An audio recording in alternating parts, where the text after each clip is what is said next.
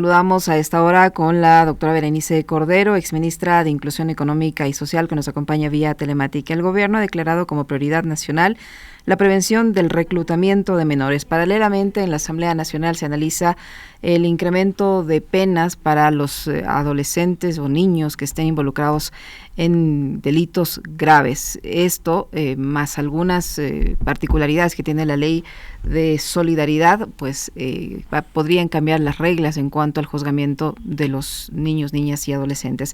¿Cómo está? Buenos días, bienvenida. Gracias por estar en Punto Noticias de Radio Pichincha. A su criterio, con esta decisión prevista por el gobierno, esta declaratoria de prioridad para evitar el reclutamiento de los niños, ¿se va a lograr en efecto paliar esta situación que cada día se agrava, el involucramiento de menores de edad en hechos delictivos? Esto como fruto también del abandono estatal en muchos sectores del país. Buenos días, bienvenida. Gracias, buenos días, Yesenia. Gracias, Alexis, por la entrevista. Muy buenos días a todos quienes nos escuchan.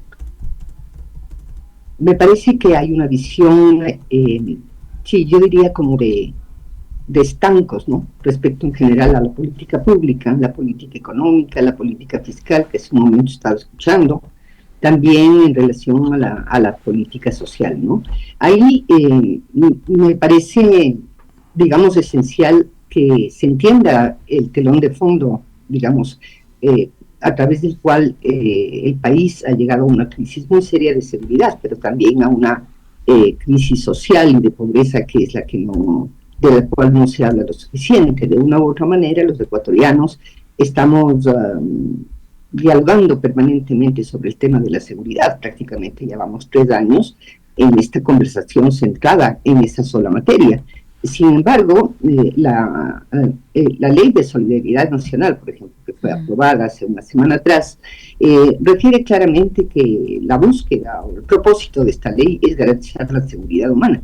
La seguridad humana es un concepto mucho más complejo que solo la defensa, digamos, de la seguridad interna, y se refiere más bien a la realización del conjunto de los derechos humanos, en particular el derecho a la vida, por supuesto. La vida, la integridad física es uno de los derechos más preciados, sin duda, pero tiene que ver con un concepto más amplio, que es la realización de los derechos humanos, sin distinción de la edad, de etnia, de género, etcétera, ¿no? Entonces, tenemos que tener claros los ecuatorianos y abundar en esa conversación de la manera más sistemática posible, de que el hecho de, digamos, abordar la seguridad no implica, sino más bien refuerza la idea de reconocer, ¿no es cierto?, que la seguridad humana, la seguridad ciudadana, en general la seguridad, tiene como un valor central justamente la realización de los derechos humanos. No se opone lo uno con lo otro, es decir, los derechos humanos siguen siendo, de acuerdo a la Constitución del 2008, el centro o la centralidad de la atención pública, ¿no?, de la gestión de la política pública, del logro de metas de reducción, digamos, de política social que sean lo suficientemente capaces de disminuir estas desigualdades e inequidades. Hace un momento le escuchaba al invitado que habló antes de mí, y efectivamente esta es una sociedad muy desigual. Este es un problema cultural que está ahí, que se ha ido generando en el Ecuador. El 47%, digamos, el 10% más rico concentra el 47% del ingreso nacional. Eso hace, ¿no?, que las familias estén en 7 millones, cerca de 7 millones de ecuatorianos, entre pobreza y pobreza extrema. Los unos con $90 al día y los otros con menos de $40 al día, están viviendo una situación compleja, y eso permea las relaciones de familia, las relaciones en las comunidades y la capacidad que tengan las familias, por cierto, de contener a sus hijos en una situación de privación, que eso es la pobreza, o incapacidad de acceso, o la falta de oportunidades, para que accedan a ciertos bienes y servicios que son sustanciales para la seguridad humana, ¿no? Entonces, ahí me parece que es necesario primero reconocer este concepto. El otro elemento que hay que reconocer es que la Constitución ecuatoriana establece que en relación a adolescentes que, no participen, sino que hayan cometido delitos, se establece una legislación especializada y un sistema especializado penal para adolescentes infractores. Entonces, de esa manera, digamos, lo que hace la Constitución y lo que hacen los tratados internacionales de derechos humanos es reconocer que en el caso de los niños y adolescentes es fundamental entender que si bien, digamos, pueden ser imputados penalmente, pero tienen que haber ciertas condiciones particulares que no son las condiciones de los adultos. Se trata de un principio o de un conjunto de derechos que se garantizan dada la condición de desarrollo particular que tienen los adolescentes y por lo tanto no han tenido la capacidad o no tienen la capacidad, son personas en proceso de formación y por lo tanto la posibilidad de imputar un delito significa, entre otras cosas, hacer menos daño, menos dañoso este elemento que es sustantivo, que es justamente la capacidad de tomar la decisión y tener claridad, un razonamiento claro respecto a todas esas implicaciones que tiene tomar una decisión, por ejemplo, de cometer un asesinato o un robo o una violación. Entonces, estamos hablando de que eso reconoce la Constitución y la Corte Constitucional ha sido reiterativa en algunos de estos aspectos. De manera que habría ahí un elemento que es sustantivo, es decir, una disminución de derechos en una ley que es secundaria, una ley orgánica eventualmente, que eso es, entiendo a lo que aspiran. Según he escuchado en las noticias, en esta ley de innovación, estarán pues pensando en esta tercera ley económica urgente, estarán pensando, pareciera ser, incluir el incremento de penas a partir de los 16 años para adolescentes en el Ecuador. Dado el marco de la ley de solidaridad, eventualmente estas penas pueden llegar a los 30 años. El tratamiento es el mismo que los adultos. El reproche de la sociedad en materia penal, por ejemplo, con elementos vinculados, digamos, al terrorismo, al narcotráfico o la adscripción a un grupo organizado delictivo transnacional de esta naturaleza, como se habla aquí en el país, implicaría, por ejemplo, que si el adolescente comete un delito a los 15, a los 16 años, 30 años es una de las penas máximas, estará pues sometido a una privación de libertad de alrededor de 30 más 5, más 15, él está saliendo eventualmente a los 45 años. Entonces, me parece que ahí no estamos entendiendo la discrepancia constitucional que existiría, pero además de eso no estamos reconociendo que las familias en general, en los sectores más pobres, en el primer proyecto de ley que mandó el presidente respecto a esta ley que luego se llamó Ley de Solidaridad Nacional, él señala algunas provincias que están fuertemente afectadas por el narcotráfico, por los delitos del crimen organizado. Se refiere, por ejemplo, a Manabí, a Los Ríos, a Esmeraldas, por cierto, a Guayaquil, y de hecho hay ciudades que están prácticamente tomadas, igual que en otros países de la región. No solamente ocurre aquí el caso de Lurán. Entonces, si usted mira el crecimiento de la pobreza, la concentración de la desnutrición infantil o la violencia de género en la zona de la Amazonía ecuatoriana, son las ciudades que también están más afectadas por la pobreza. Entonces, en estas condiciones, cuando no hay esas oportunidades, el acceso a los bienes y servicios públicos, las familias no tienen la flexibilidad de adaptarse a entornos de tan alta complejidad. Toman decisiones, reducen la calidad de la alimentación, toman decisiones respecto a si integran o no a los adolescentes o a los niños al sistema educativo, se cambia, se ponen muchas más tareas para quienes cuidan en las familias ecuatorianas, en este caso las mujeres, para llevar a los niños, a los adolescentes desde la casa a la escuela. Es decir, hay un conjunto de condiciones de la vida cotidiana que se agravan. Respecto al reclutamiento, tenemos que tener claro que siempre hay que concebir, y así debería ser la ley, y ojalá en algún momento se vuelva a tratar el Código de la Niñez y la Adolescencia, el reclutamiento es siempre coercitivo. Este caso que nos ha alarmado a todos, el caso del senador Uribe en Colombia, es un menor de edad, todavía discuten si tiene 14 o 15 años, pero en todo caso se revela, ¿no?, en las noticias, cómo es no es que actúa solo, es una estructura que está detrás, que está apoyando, digamos, toda la gestión ya del atentado. ¿Y qué es lo que dice la Defensoría de Colombia? ¿Qué dice la Fiscalía? Claramente, El reclutamiento en este país es coercitivo, es un menor de edad y está cubierto por un sistema penal que está garantizado en la legislación nacional que ellos tienen respecto a niñez y adolescencia, y por lo tanto está sometido a esa legislación penal. No se les ocurre siquiera como sociedad, pese a la magnitud de este problema que estamos planteando en este momento, pese a la magnitud y la gravedad de los hechos. El candidato presidencial, ya tuvimos nosotros a Fernando Villavicencio, pero lo que quiero decir esencialmente es que no se le ocurre a la sociedad colombiana, con mucha experiencia en el reclutamiento forzado, que es similar a trata de personas, no se le ocurre volver a discutir una legislación que aborde, digamos, el incremento de penas para casos graves, que es lo que se está proponiendo aquí, y la gravedad que tendría la aplicación de las nuevas normativas y las reformas al Código Integral Penal, porque no puede ser selectivo. Es decir, la legislación penal es única, y no puedo decir estos delitos sí para niños, estos delitos sí para adultos. No es así. El sistema penal es único. Cuando fija un delito, entonces la respuesta es la que va a corresponder. Entonces ahí realmente es una encrucijada en donde se está creyendo que son los adolescentes los que están generando la inseguridad. Pero por favor, esto está en discusión permanentemente en los medios de comunicación. Son estructuras empresariales, son grupos de crimen organizado. Lo que hay es un reclutamiento coercitivo, por eso se le llama reclutamiento forzado. No es suficiente prohibir. Hay que reconocer siempre que es coercitivo para que sea consistente con la Constitución. Bueno, en el 2008 no teníamos quizás este fenómeno de esta magnitud, y por lo tanto no se utilizó el concepto. Colombia lo hace, otros países de la región no lo hacen. Doctora Cordero, ¿cómo está? Buenos días.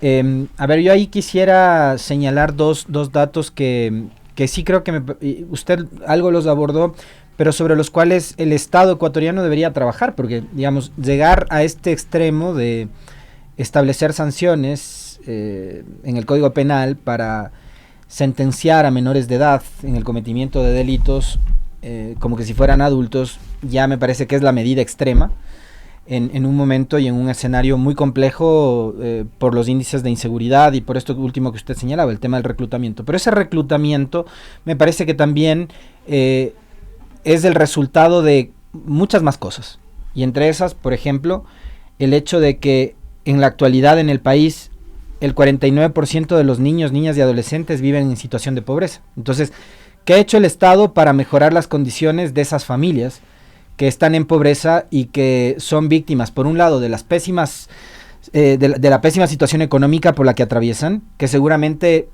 les está obligando a no enviar a los hijos a la escuela, por ejemplo, o que por las condiciones en las que viven, seguramente su barrio, su casa y la propia escuela, el propio centro educativo está ya rodeado por la delincuencia. Ahí va otro asunto adicional, que lo mencionaba en una de las entrevistas que hicimos hace algunas semanas atrás Harvey Sánchez. 380,000 niños, niñas y adolescentes han salido del sistema educativo en el país. Entonces, el Estado, en general, todo el Estado, no solo el gobierno central, sino el Estado ecuatoriano, no ha hecho nada en los últimos años para mejorar las condiciones en las que viven estas familias. Y por otro, tampoco está haciendo nada para que los niños vuelvan a las escuelas y los colegios y para que estos centros educativos sean lugares seguros. Entonces, eso también se convierte en terreno fértil para que las bandas criminales les den a los niños, entre comillas, oportunidades, ¿no? Porque como no vas a terminar el colegio, o si terminas el colegio, ¿de qué te va a servir cuando viene un delincuente y te ofrece ganar de manera, entre comillas, fácil, 100, 200, 300 o más? Catherine Herrera dice que en un principio a niños de entre 9 y 15 años les ofrecían hasta $4,000 o $5,000. Bueno, pues hay la facilidad de que el crimen organizado reclute jóvenes y niños en sus filas, pero ya el sancionarlos o el sentenciarlos como adultos me parece que es la medida extrema. Pero ¿qué va a hacer el Estado aparte de pretender sentenciarlos para que vuelvan a las escuelas y para que las familias puedan vivir en condiciones seguras cuando se ven obligados a salir de sus casas, de sus barrios, porque están asediados por la delincuencia, porque no pueden pagar vacunas de $5, de $100 o de $500 cada semana? Bueno, Alexis, usted tiene razón en lo que creo que se le... digamos, el Ecuador está pasando por problemas muy grandes respecto también a los ciclos económicos, ¿no? Hace un momento ya se decía que no hemos crecido como sería deseable, es decir, hemos llegado en el año 2024, me parece que era al 0.09%, es decir, mientras otros países crecieron al 6, al 4, al 7%. Entonces tenemos de fondo también un problema de crecimiento económico y también tenemos un problema muy serio de endeudamiento, ¿no? Ahorita parece que estamos en los 88.000 millones y entiendo que el Fondo Monetario Internacional va a desembolsar nuevamente 1.000 millones. Entonces, la pobreza, claro que se ha disminuido en el país. En el año 2002, por ejemplo, teníamos el 42%, y luego de la pandemia comenzamos con este problema de baja, de sube, etcétera, y hasta llegar a este momento donde ya usted mencionó el porcentaje de niños en pobreza en el Ecuador, 43%, y también en general, ¿no? Las familias no pueden, están muy debilitadas, no solamente por la pobreza, sino también por los problemas de seguridad. El problema nuestro como economía, sí, también quiero decirlo, y en relación a la política social, es que la posibilidad de generar una sociedad inclusiva, de una u otra manera, sí está absolutamente relacionada con los ciclos económicos, con también nuestra inserción en el mercado mundial, el costo de nuestras materias primas, la venta, la posibilidad de vender. Entonces, esos ciclos económicos han tenido impacto. En algunos momentos hemos podido crecer y disminuir notablemente la pobreza, también porque teníamos la capacidad, ¿no es cierto?, de beneficiarnos de estos ciclos económicos altos, por ejemplo, con precios altos del petróleo. De ahí tenemos una deuda enorme que está estrangulando, pues, presupuestariamente el ámbito de la política fiscal. No tenemos capacidad, podemos asignar presupuestariamente cerca de 12.000, 13.000 millones para este sector social, pero la capacidad de ejecución de aquello que no sea gasto corriente, que sea, por ejemplo, inversión o nuevas innovaciones, o la capacidad de enfrentar, digamos, problemas como la expulsión de parte de las escuelas del sistema educativo a los niños, las escuelas inseguras.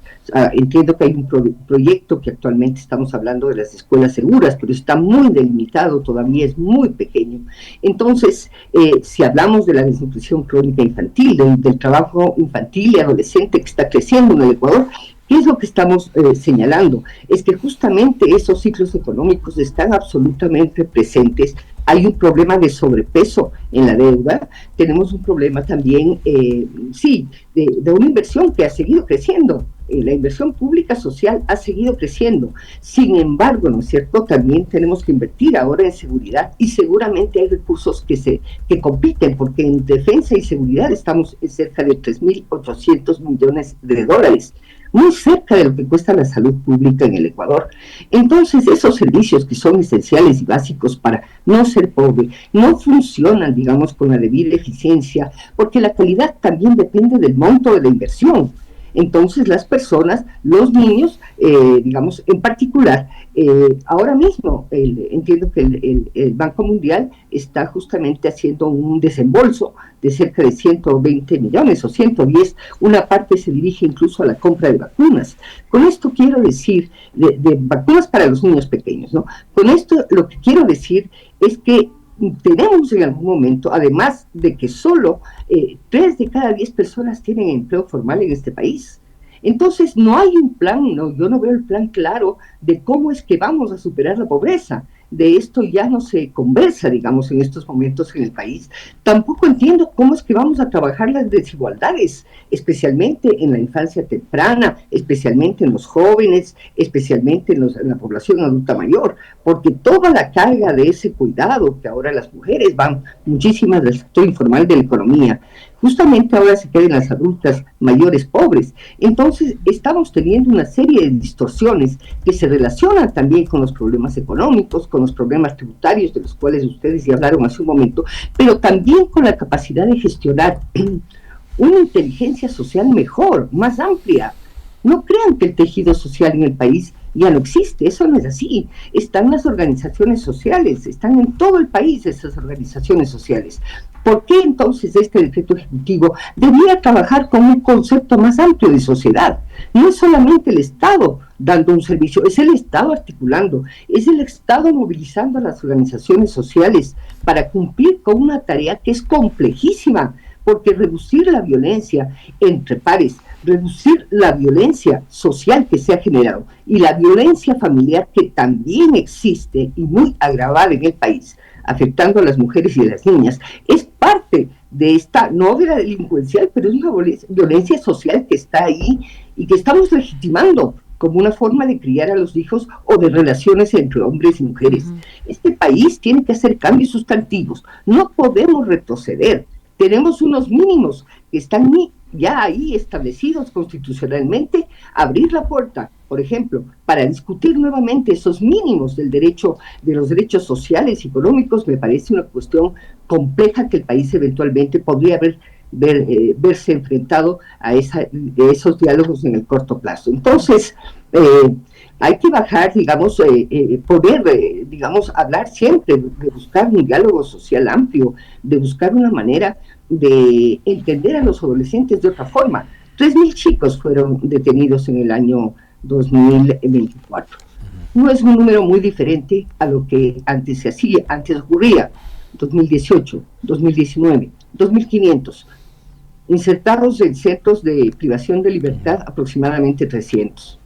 Es decir, la conmoción social y la alarma social se dispara cuando el adolescente comete un delito.